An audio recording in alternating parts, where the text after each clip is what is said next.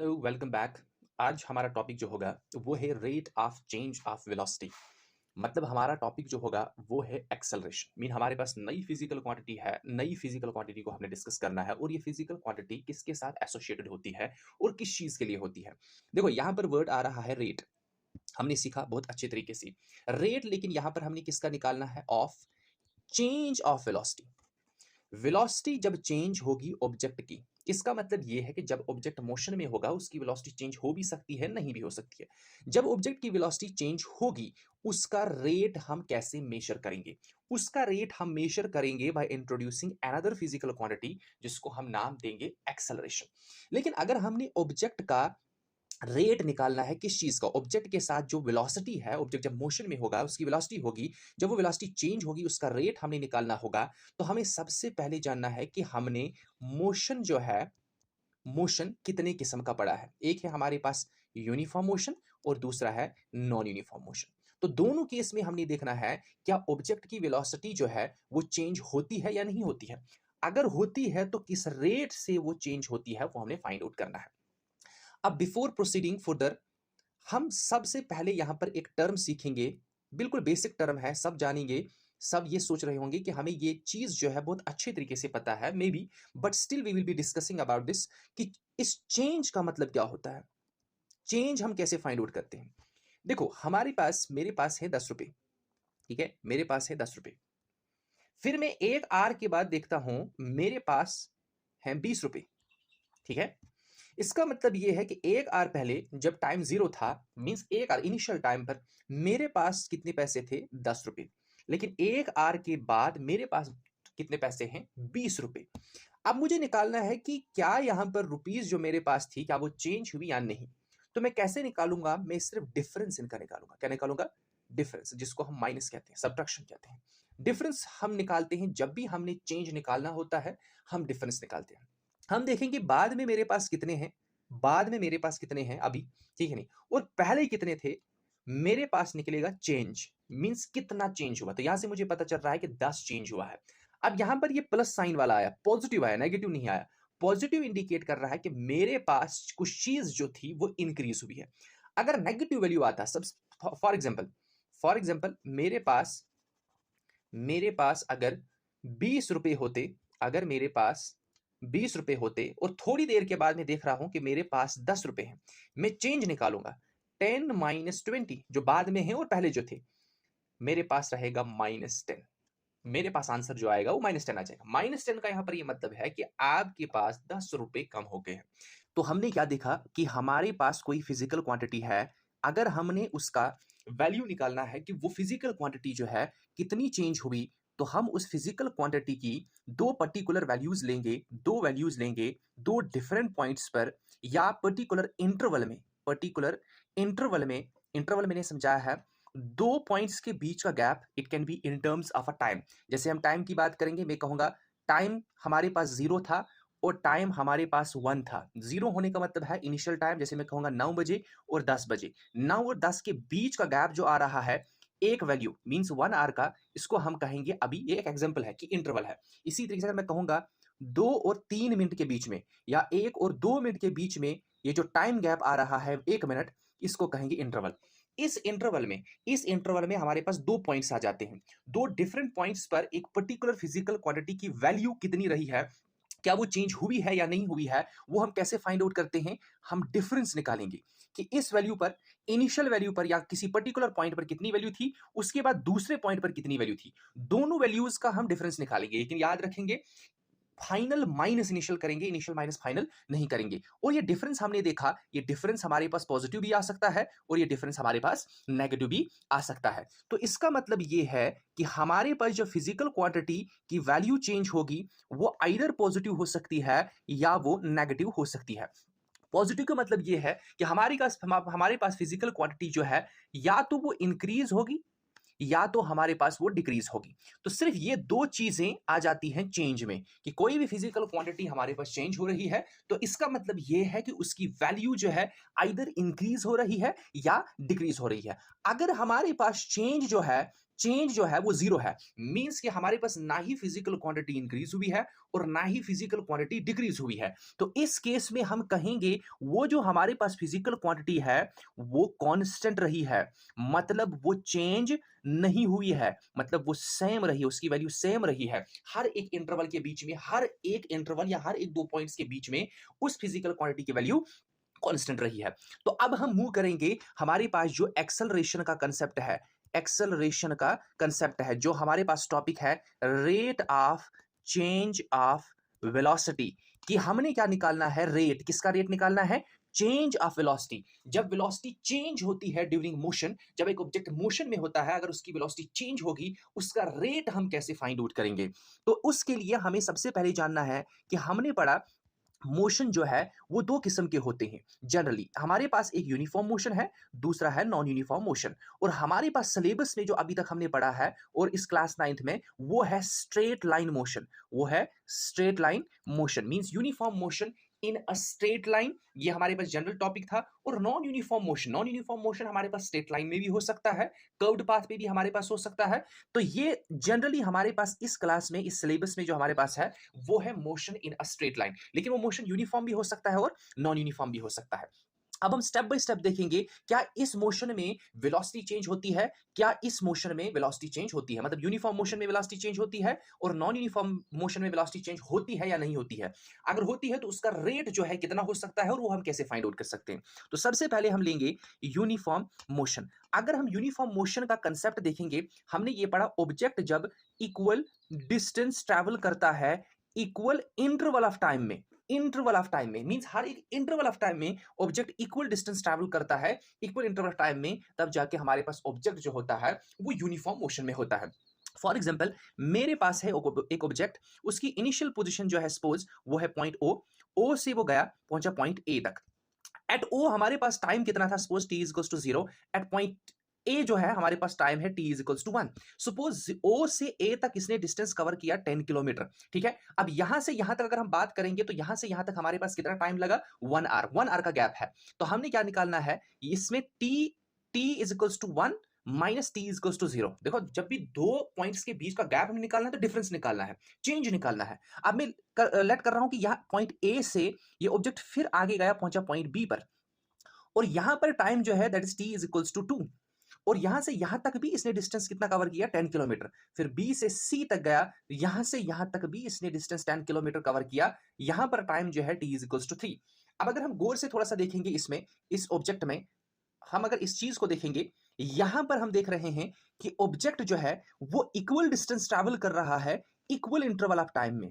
देखो पहले इंटरवल में ओ से ए तक इंटरवल होता है, सिंपल भाषा में इंटरवल होता है हमारे पास दो पॉइंट्स का गैप। हमारे पास पहले इंटरवल में हमारे पास ऑब्जेक्ट जो है वो 10 किलोमीटर डिस्टेंस ट्रैवल कर रहा है। अगर 10 किलोमीटर डिस्टेंस ट्रैवल कर रहा है तो टाइम कितना ले रहा है, टाइम ले रहा है, देखो फाइनल पॉइंट हमारे पास इस केस में फाइनल पॉइंट ए है और इनिशियल ओ है इस इंटरवल में। तो फाइनल में इतना टाइम कितना है, T is equals to 1 means 1, और इनिशियल में कितना है, टी इज इक्वल्स टू 0। तो 1 माइनस 0 कितना आ गया, 1 आवर। इसका मतलब एक आवर में 10 किलोमीटर। इसी तरीके से नेक्स्ट की अगर हम बात करेंगे ए से बी तक, यहां पर भी ए से बी तक जो है कितना डिस्टेंस ट्रेवल कर रहा है, 10 किलोमीटर। टाइम कितना ले रहा है, बी पर टाइम कितना है, 2। ये 2 कहां से है, 0 से, यहां से यहां तक 2 आवर है। 2 हमारे पास है, बी पर हमारे पास टाइम कितना है, 2, ठीक है कि नहीं। ए पर टाइम कितना है, 1। तो 2 माइनस 1 कितना आ गया, 1 आवर अगेन। इसका मतलब यह है कि यहां पर भी एक ही आवर ले रहा है और 10 किलोमीटर ही डिस्टेंस ट्रेवल कर रहा है। इसी तरीके से बी और सी के बीच में हमारे पास टाइम कितना है, 1 आवर, और डिस्टेंस कितना ट्रेवल कर रहा है, 10 किलोमीटर। तो यहां से हमें यह क्लियर हुआ कि ऑब्जेक्ट जो है वो इक्वल डिस्टेंस ट्रेवल कर रहा है इक्वल इंटरवल ऑफ टाइम में। अब अगर यहां पर हम देखेंगे, हमारे पास ऑब्जेक्ट जो है, हमारे पास ऑब्जेक्ट जो है वो इक्वल डिस्टेंस ट्रेवल कर रहा है, इक्वल डिस्टेंस ट्रेवल कर रहा है इक्वल इंटरवल ऑफ टाइम में। तो यहां से हमें यह क्लियर हो रहा है कि ऑब्जेक्ट जो है उसका डिस्टेंस और टाइम का रिलेशन जो है वो कांस्टेंट है। क्या है, कांस्टेंट है। इसका मतलब यह है कि हर एक इंटरवल में, हर एक इंटरवल में इसकी स्पीड जो है वो कांस्टेंट है, कांस्टेंट है। प्लस हमने ये बताया ऑब्जेक्ट जो है वो यूनिफॉर्म मोशन में है और कहां पर जा रहा है, स्ट्रेट लाइन में। अगर स्ट्रेट लाइन में जा रहा है तो हमारे पास ऑब्जेक्ट जब यूनिफॉर्म मोशन में होता है और स्ट्रेट लाइन पे जा रहा है, उसकी स्पीड और वेलोसिटी जो होती है वो सेम होती है। तो हम ये भी कह सकते हैं कि ऑब्जेक्ट की वेलोसिटी जो हमारे पास है वो कांस्टेंट है। इसका मतलब ये है कि ऑब्जेक्ट जब हमारे पास यूनिफॉर्म मोशन में होगा, उसमें हमारे पास ऑब्जेक्ट का डिस्टेंस जो है वो इक्वल ट्रैवल करेगा इक्वल इंटरवल ऑफ टाइम में। वहां से हमें यह पता चलेगा कि ऑब्जेक्ट की स्पीड जो है वो इक्वल है in equal interval of time में। इसका मतलब यह है उसकी वेलोसिटी जो है वो सेम है। इसका मतलब यह है, ये हमें ये इंप्लाई कर रहा है कि इसकी वेलोसिटी जो है वो चेंज नहीं हो रही है। मींस चेंज इन वेलोसिटी जो है वो कितना है, 0 है। देखो हम देखेंगे कैसे।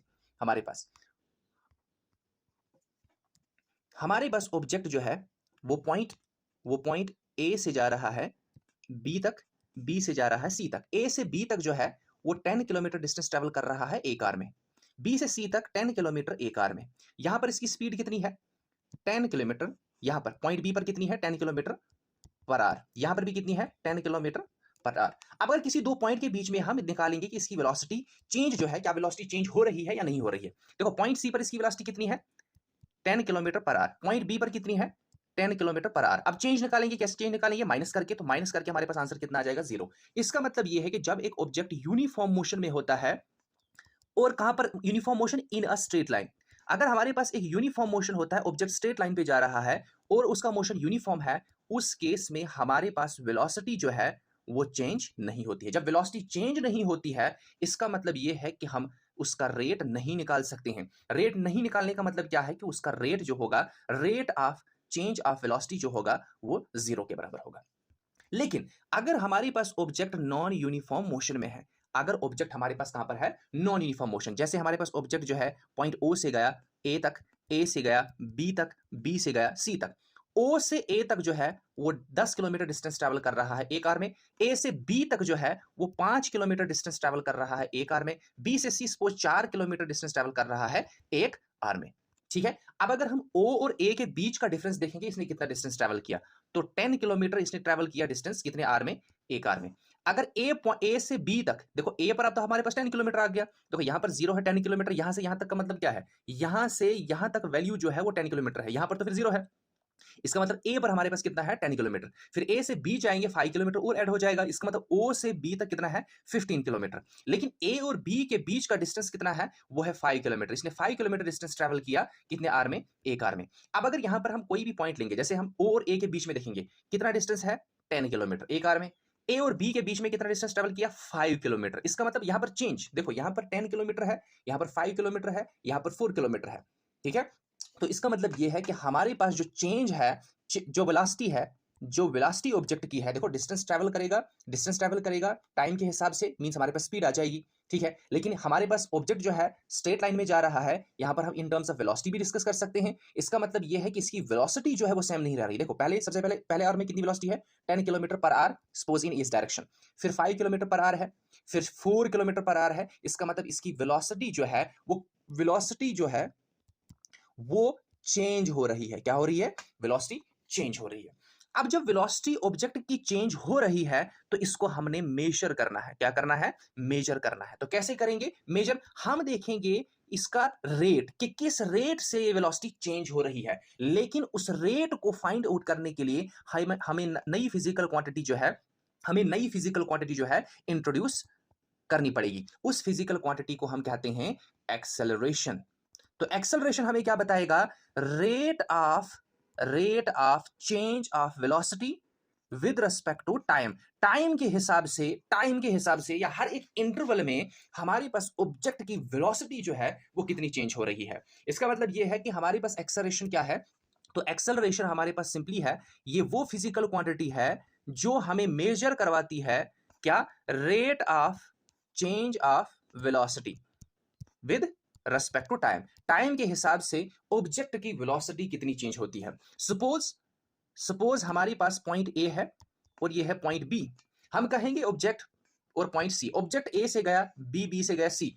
इनिशियली अगर हमारे पास ऑब्जेक्ट की वेलोसिटी u है at time t is equals to 0, और फाइनली ऑब्जेक्ट की वेलोसिटी v है एट एनी टाइम t, तो हमारे पास एक्सेलरेशन कितनी होगी, change in velocity change in velocity upon time interval या टाइम टेकन।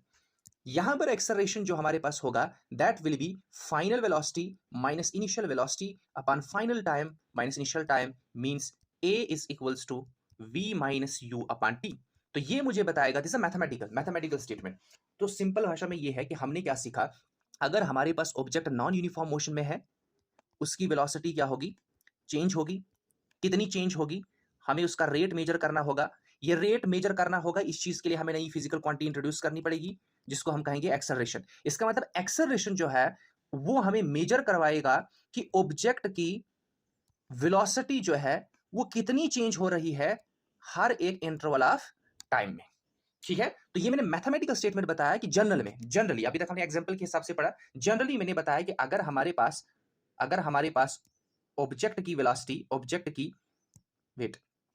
ऑब्जेक्ट की हमारे पास वेलोसिटी, इनिशियल वेलोसिटी u है, सपोज ए पॉइंट O है, initial velocity u kilometre per our है, और यहां पर टाइम कितना है, 0 इनिशियल टाइम, और ये आगे की ओर मूव कर रहा है, सपोज एट पॉइंट C इसकी फाइनल वेलोसिटी जो है v है। देखो अब हमने चेंज निकालना है, चेंज इन वेलोसिटी, कितनी वेलोसिटी चेंज हुई पर्टिकुलर इंटरवल में। तो हम देखेंगे ये और ये जो दो पॉइंट है, इन दो पॉइंट का गैप लेंगे इंटरवल। अब यहां पर टाइम कितना चेंज हुआ है, सपोज यहां पर टाइम t है, यहां पर टाइम t 0 है। चेंज सबसे पहले निकालेंगे चेंज इन वेलोसिटी। तो वेलोसिटी का चेंज निकालना है तो कैसे निकालेंगे, डिफरेंस निकाल के, final velocity minus initial velocity.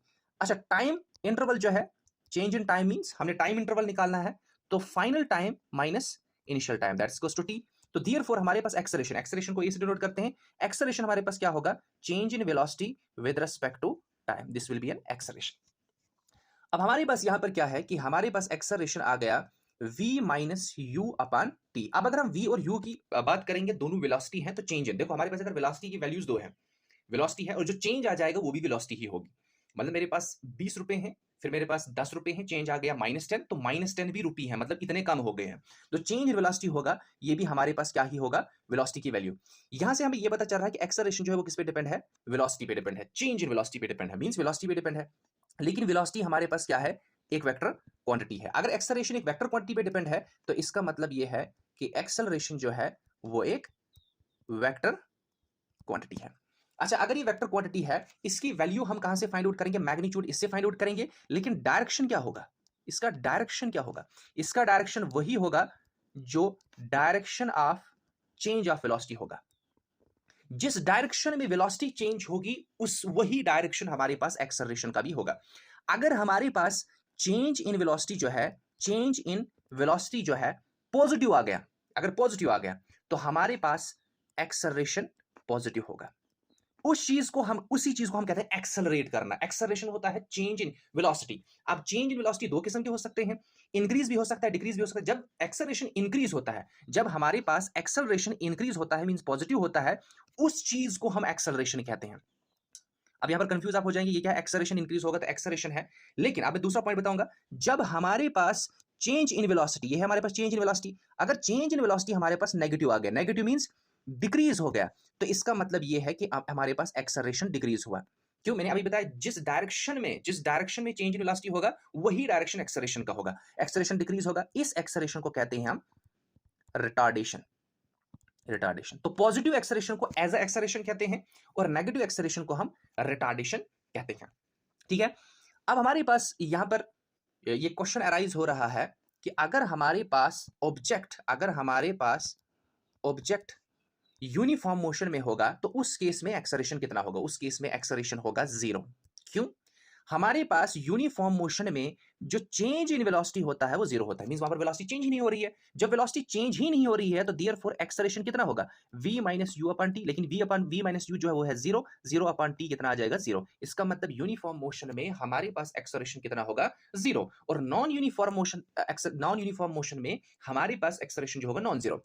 तो इन शॉर्ट की अगर हम बात करेंगे, हमारे पास यूनिफॉर्म मोशन में एक्सेलरेशन 0 होता है, नॉन यूनिफॉर्म मोशन में एक्सेलरेशन 0 नहीं होता है। 0 नहीं होने का मतलब क्या है, एक्सेलरेशन आइदर पॉजिटिव वैल्यू होगी, एक्सेलरेशन या नेगेटिव होगी। पॉजिटिव वैल्यू को हम पॉजिटिव एक्सेलरेशन या सिंपल एक्सेलरेशन कहते हैं, नेगेटिव वैल्यू को हम रिटार्डेशन कहते हैं।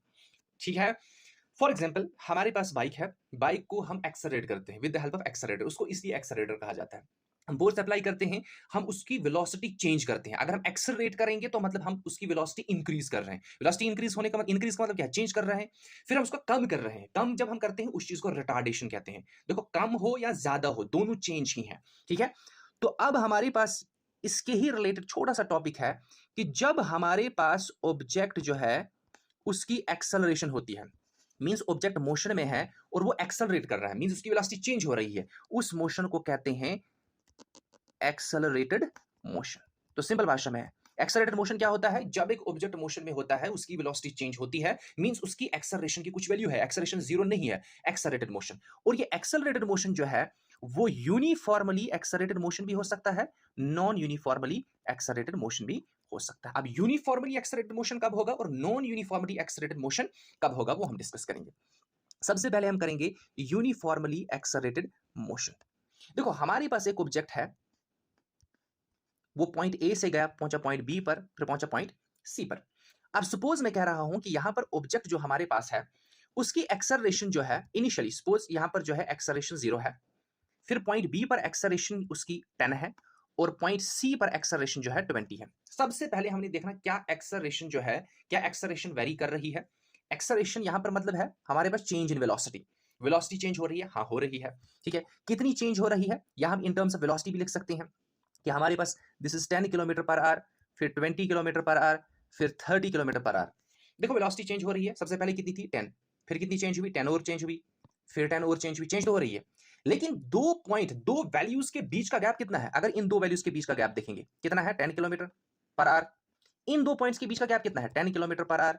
देखो, इंक्रीज तो हो रहा है लेकिन सेम तरीके से इंक्रीज हो रहा है, इक्वल वैल्यू से, इक्वल क्वांटिटी से चेंज हो रहा है। वेलोसिटी चेंज हो रही है लेकिन इक्वल वैल्यू से चेंज हो रही है। तो यहां पर इस चीज को हम कहेंगे, सबसे पहले एक्सेलरेशन है, हाँ है, एक्सेलरेशन 0 के बराबर नहीं है क्योंकि वेलोसिटी चेंज हो रही है लेकिन इक्वली चेंज हो रही है, इसलिए हम इस मोशन को कहेंगे यूनिफॉर्मली एक्सेलरेटेड मोशन। और जो अदरवाइज होगा, अदरवाइज मींस जिस केस में हमारे पास वेलोसिटी चेंज हो रही है, देखो non otherwise mean non uniformly accelerated motion. हमारे पास ऑब्जेक्ट है, वो एक पॉइंट से दूसरे पॉइंट की ओर जा रहा है, सपोज ए से बी, बी से सी, सी से डी, यहां से यहां तक इसकी वेलोसिटी इस इंटरवल के बीच में इसकी वेलोसिटी सपोज है 10 किलोमीटर पर आवर, फिर है 7 किलोमीटर पर आवर, फिर है 11 किलोमीटर पर आवर। ये अगर दो पॉइंट के बीच दो वेलोसिटीज वैल्यू जो चेंज हो रही है उनका गैप हम निकालेंगे, उनका डिफरेंस निकालेंगे, चेंज निकालेंगे। सबसे पहले यहां पर इन दो पॉइंट के बीच में या इन दो वैल्यूज के बीच में गैप कितना है, कितना चेंज हुआ है? 3। फिर कितना चेंज हुआ है? यहां पर कितना चेंज हुआ है? 3। फिर यहां से यहां तक कितना चेंज हुआ है? 4। ठीक है, तो यहां से हमें यह पता चल रहा है कि वेलोसिटी तो चेंज हो रही है, कभी इंक्रीज हो रही है, डिक्रीज हो रही है, लेकिन इक्वली इंक्रीज नहीं हो रही है या इक्वली डिक्रीज नहीं हो रही है। तो यहां पर हम क्या कहेंगे? वेलोसिटी चेंज हो रही है लेकिन अनइक्वली चेंज हो रही है। अगर वेलोसिटी चेंज हो रही है तो मींस ऑब्जेक्ट का एक्सेलरेशन है, एक्सेलरेशन 0 नहीं है, एक्सेलरेशन है लेकिन नॉन यूनिफॉर्म एक्सेलरेशन है। नॉन यूनिफॉर्म एक्सेलरेशन है। तो जब ऑब्जेक्ट इस टाइप ऑफ मोशन में होगा या इस टाइप ऑफ मोशन फॉलो करेगा तो हम कहेंगे कि ऑब्जेक्ट जो है वो नॉन यूनिफॉर्म एक्सेलरेटेड मोशन में होगा। अब हमारे पास लास्ट पॉइंट इसका ये है यूनिट्स। किसके यूनिट? एक्सेलरेशन की।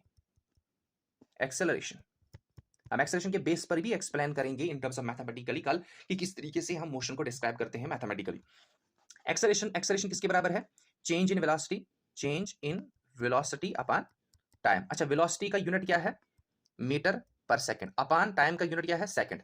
तो this will be equals to metre upon second into second, means metre upon second square. तो इसका मतलब ये है कि एक्सेलरेशन का यूनिट क्या है? Metre per second square. ये हमारे पास एक्सेलरेशन का यूनिट।